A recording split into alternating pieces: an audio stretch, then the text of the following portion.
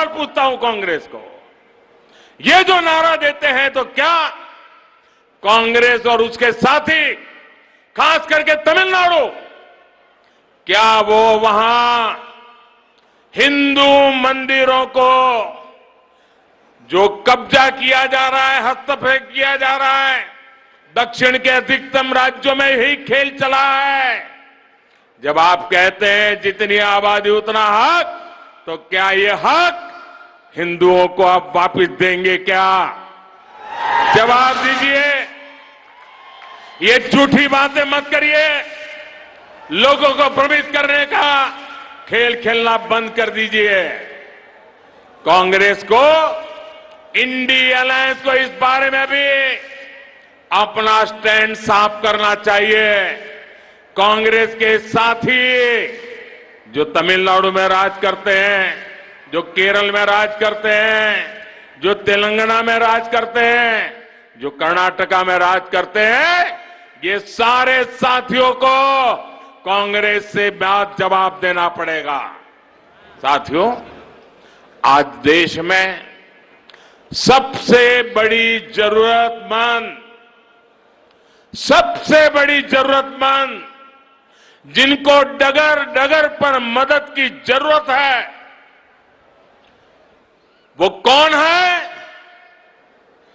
हमारे देश के गरीब परिवार है। अगर आज इस देश की सबसे बड़ी कोई जाति है तो वो जाति गरीब है।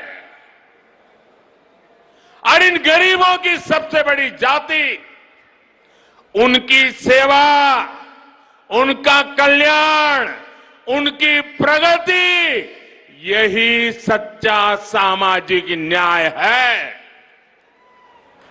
हमारी सरकार ने पिछले 9 सालों से गरीब कल्याण के लिए दिन रात मेहनत की है और इसके परिणाम भी सामने आ रहे हैं। नीति आयोग की रिपोर्ट कहती है कि 5 वर्ष में 13.5 करोड़ लोगों को गरीबी से बाहर लेने का पवित्र काम हमने किया है। और इसलिए मेरे लिए तो जाति अगर कोई है, देश की सबसे बड़ी जाति कोई है तो गरीब है। और अगर गरीब को गरीबी से बाहर निकालेंगे ना, तो ये देश समृद्ध होने से कोई रोक नहीं पाएगा। और यही मोदी का सपना है, यही मोदी की गारंटी है, यही मोदी का संकल्प है और यही मोदी की साधना है, यही मोदी की तपस्या है।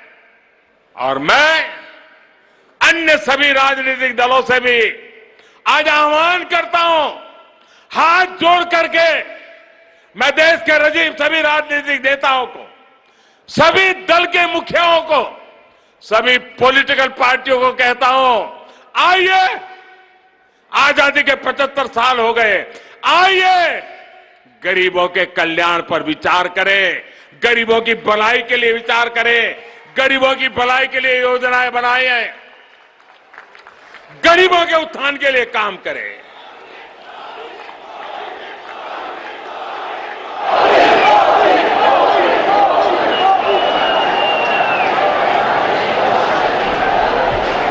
నా కుటుంబ సభ్యులారా, तेलंगाना विरोधी ये लोग चुनाव से पहले जनता को कुछ छोटे लाभ देकर अगले 5 साल तक तेलंगाना को लूटने का अधिकार हासिल कर लेते हैं। हमें तेलंगाना में इस परंपरा को अब उलट कर देना है भाइयों बहनों, उसको रोकना है। रोकोगे क्या? रोकोगे क्या? तेलंगाना के भाइयों बहनों, मुझ पर 5 साल भरोसा करो, ज्यादा नहीं कह रहा हूं, 5 साल भरोसा करो। इन्होंने जितना लूटा है ना, मैं आपके चरणों में ला करके रख दूंगा। आज भी कांग्रेस और बीआरएस तेलंगाना के लोगों से विश्वासघात कर रही है। कई राज्यों में कांग्रेस ने चुनाव से पहले ऐसे ही बड़े वादे किए और अब उन्हें पूरा करने के लिए 15 अलग अलग शर्त रख रही है। पहले तो बोल देते हैं ऐसा करेंगे, फिर कहते हैं ऐसा होगा तो करेंगे, ऐसा होगा तो नहीं करेंगे, ये करेगा तो नहीं करेंगे, उधर वाला होगा तो नहीं। क्यों भाई, जनता को मूर्ख बना रहे हो? यहां बीआरएस ने भी बेरोजगार युवाओं को भत्ता देने का झूठा वायदा किया। कांग्रेस और बीआरएस का रवैया बिल्कुल एक समान है। चुनाव से पहले आसमानी वादे करो और चुनाव के बाद सारे वादे भूलकर अपनी तिजोरी भरो। ना कुटुंब सभ्युलारा बीजेपी का ट्रैक रिकॉर्ड अपने वायदे पूरे करने का है। पिछले कुछ महीनों से आप सब देख रहे हैं कि केंद्र सरकार लाखों युवाओं को नौकरी देने के लिए रोजगार मेले का आयोजन कर रही है। इसकी घोषणा पिछले साल हुई थी। इस मेले के जरिए देश के हर कोने में लाखों युवाओं को सरकारी नौकरी के नियुक्ति पत्र, पब्लिकली नियुक्ति पत्र देने का काम हमने किया है। तेलंगाना के युवाओं को भी इसके जरिए हजारों तेलंगाना के युवाओं को आज भारत सरकार में हमने काम दिया है। यहां के युवा ये देख रहे हैं कि पूरी प्रक्रिया बिना रुकावट और पारदर्शी तरीके से हुई है। तेलंगाना में से एक भी शिकायत नहीं आई कि नौकरी मिली लेकिन किसी को मोदी को पैसा पहुंचाना पड़ा, ऐसी एक घटना नहीं आई है भाइयों। इसलिए बीआरएस के युवा विरोधी रवैये और इसकी सरकार को यहां के युवा करारा जवाब देने का मन बना चुके हैं। मेरी बात सही है ना? मेरी बात सही है ना? युवाओं ने तय कर लिया है ना? ये जाएगा ना? बीआरएस जाएगी ना? पक्का जाएगी ना? मैं तेलंगाना के युवाओं से भी कहूंगा, हमारे युवाओं को निराश होने की जरूरत नहीं है। मेरे नौजवान साथियों, ये मोदी की गारंटी है, आपको निराश होने की जरूरत नहीं है। भाजपा सरकार आते ही बीआरएस के पापों को मैं एक एक खोल करके रख दूंगा। उनकी सारी बुराइयों को निकाल करके रहूंगा और अभियान के तौर पर करके रहूंगा, क्योंकि मैंने अपनी आंखों से देख रहा हूं कैसे लूट रहे हैं। यहां के युवाओं के लिए केंद्र सरकार ने 2 दिन पहले ही एक सेंट्रल ट्राइबल यूनिवर्सिटी की स्थापना की, ऐलान किया। इस विश्वविद्यालय का नाम आदिवासी देवियां समक्का सारक्का के नाम पर रखा जाएगा। इस पर करीब 900 करोड़ रुपए खर्च होंगे। ना कुटुंब सभ्युलारा, तेलंगाना के किसान आज उपेक्षित महसूस कर रहे हैं। बीआरएस गवर्नमेंट ने उनके साथ फिर हर वादे को तोड़ा है। बीआरएस सरकार ने किसानों से कर्ज माफी का वादा किया पर कोई भी ठोस कदम नहीं उठाया। यहां सिंचाई परियोजनाओं को लेकर बड़ी घोषणाएं की गई, लेकिन या तो उन्हें पूरा नहीं किया गया या फिर बिना तैयार किए उनका उद्घाटन करके फोटो खिंचवाते रहे। दूसरी तरफ पिछले कुछ वर्षों में भाजपा ने न सिर्फ किसानों की मदद का वादा किया, बल्कि 40 लाख किसानों के खातों में करीब 10,000 करोड़ रुपए ट्रांसफर किए। कोई कटकी नहीं, कोई कमीशन नहीं, कोई चोरी नहीं। हमने एमएसपी बढ़ाने का वादा किया, उसे भी पूरा किया।